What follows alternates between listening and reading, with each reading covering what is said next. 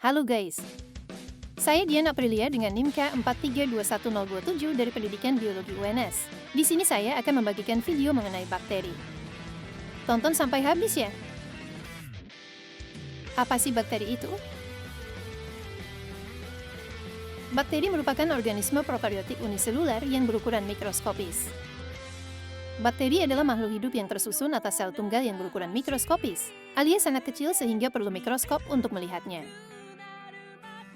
Kemudian karakteristik dari bakteri adalah bersel tunggal, uniseluler, tipe sel prokariotik, bersifat mikroskopis, memiliki bentuk sel bervariasi, bersifat heterotrof dan autotrof, bersifat kosmopolit dan endemik, bakteri bereproduksi secara aseksual dan seksual, adaptasi dengan membentuk endospora, dinding sel tersusun atas peptidoglikan, dan dapat membentuk kapsul.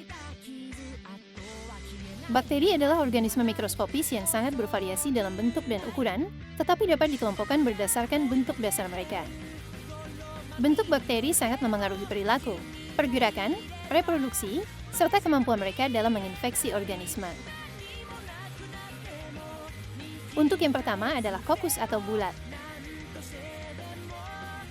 Untuk bentuk kokus secara umum terdiri dari 6 bentuk yaitu monokokus, diplokokus, streptokokus, staphylococcus, Saccharina, dan Tetracoccus.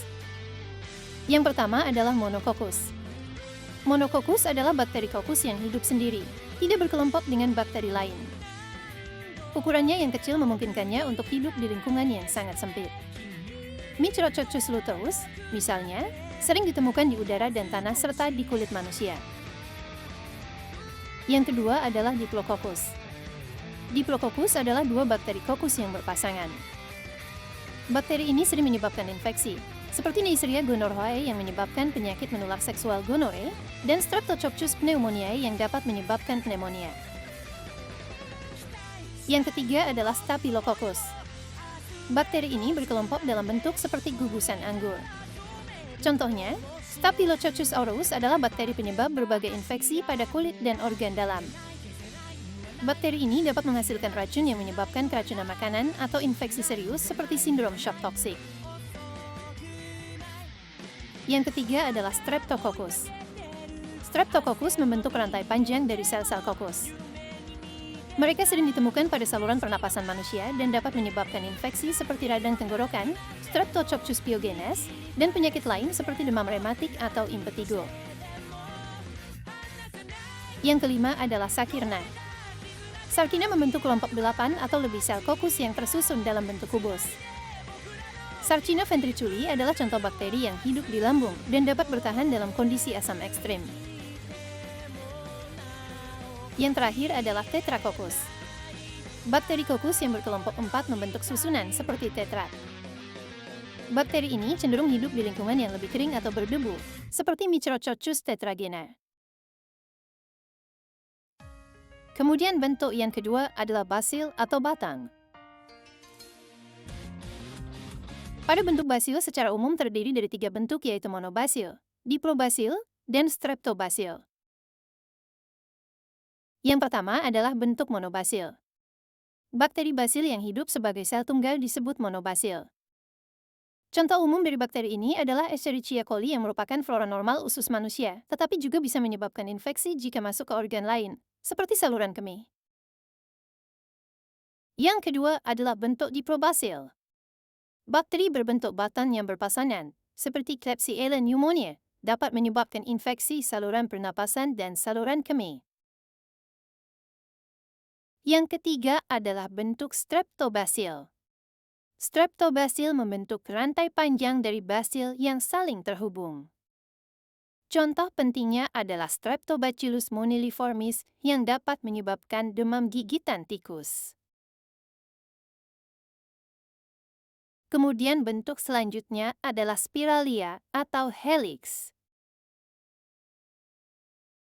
Secara umum spiralia dibagi menjadi 3 bentuk umum yaitu bentuk spiral, bentuk vibrio, dan bentuk spiroseta. Yang pertama adalah bentuk spiral. Bakteri ini memiliki bentuk spiral yang kaku. Mereka biasanya bergerak dengan bantuan flagela yang terletak di ujungnya. Spiriluminus, salah satu contohnya, dapat menyebabkan demam gigitan tikus, Ratebita fever. Yang kedua adalah bentuk Vibrio. Vibrio adalah bakteri berbentuk koma atau setengah lingkaran. Mereka sering ditemukan di air laut dan merupakan penyebab penyakit seperti kolera yang disebabkan oleh Vibrio cholerae. Vibrio cenderung bergerak dengan sangat cepat di lingkungan air. Yang ketiga adalah bentuk Spiroseta. Spiroseta memiliki bentuk spiral yang fleksibel dan dapat bergerak seperti di corkscrew atau mata bor.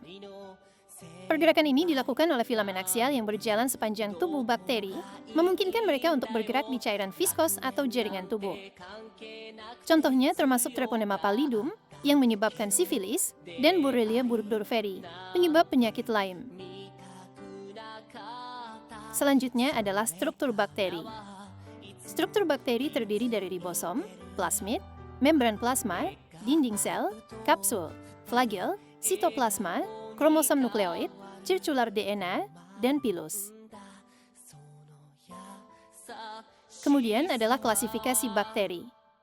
Klasifikasi bakteri terbagi menjadi 5 yaitu berdasarkan bentuk, kebutuhan oksigen, cara mendapatkan makanan, letak flagel, dan komposisi dinding sel. Berdasarkan bentuk bakteri dibagi menjadi 3 yaitu kokus, basil, dan spiral. Berdasarkan cara mendapatkan makanan. Yang pertama adalah bakteri heterotrof, tidak mampu menyusun makanan sendiri, yang terdiri dari parasit atau mengambil nutrisi dari organisme yang masih hidup. Contohnya Escherichia coli dan Saprophit yang mengambil nutrisi dari organisme yang telah mati. Contohnya Mycobacterium tuberculosis. Kemudian yang kedua adalah bakteri autotrof, dapat menyusun makanannya sendiri, yang terdiri dari satu fotoautotrof yakni menggunakan sumber energi cahaya matahari. Contohnya bakteri hijau, bakterioklorofil, dan bakteri ungu, bakteriopurpurin. Kemudian kedua kemoautotrof yakni menggunakan sumber energi kimia. Contohnya Nitrobacter, Nitrosomonas, dan Nitrosococcus. Berdasarkan letak flagel, dibagi menjadi atrik, monotrik, lofotrik, amfitrik, dan peritrik. Yang pertama adalah atrik yaitu bakteri yang tidak memiliki flagela. Kemudian monotrik adalah bakteri yang memiliki satu flagela dan melekat pada salah satu ujung sel. Selanjutnya adalah lofotrik adalah bakteri yang memiliki banyak flagela dan melekat pada salah satu ujung sel. Kemudian amfitrik adalah bakteri yang memiliki satu flagela dan masing-masing melekat pada kedua ujung sel. Dan terakhir adalah peritrik yang merupakan bakteri yang memiliki flagela yang tersebar pada seluruh permukaan sel.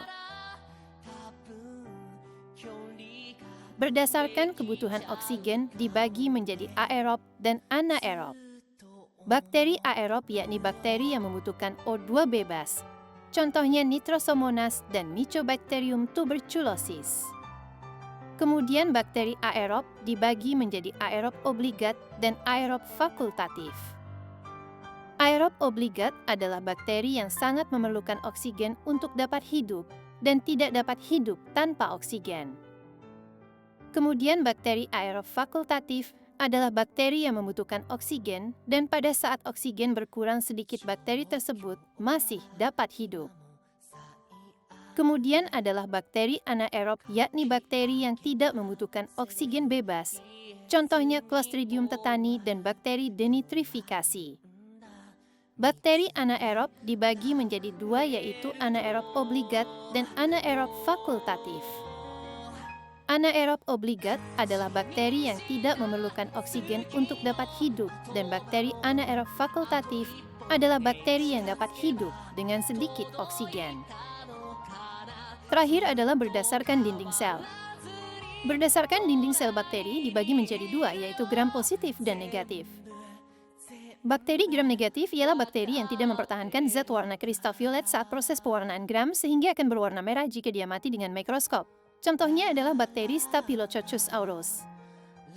Kemudian adalah bakteri gram positif merupakan bakteri yang mempertahankan zat warna A yang mengandung kristal violet sewaktu proses pewarnaan gram. Bakteri jenis ini akan berwarna biru keunguan di bawah mikroskop. Contohnya adalah bakteri Pseudomonas aeruginosa. Sekian materi yang dapat saya sampaikan. Sampai jumpa di materi selanjutnya.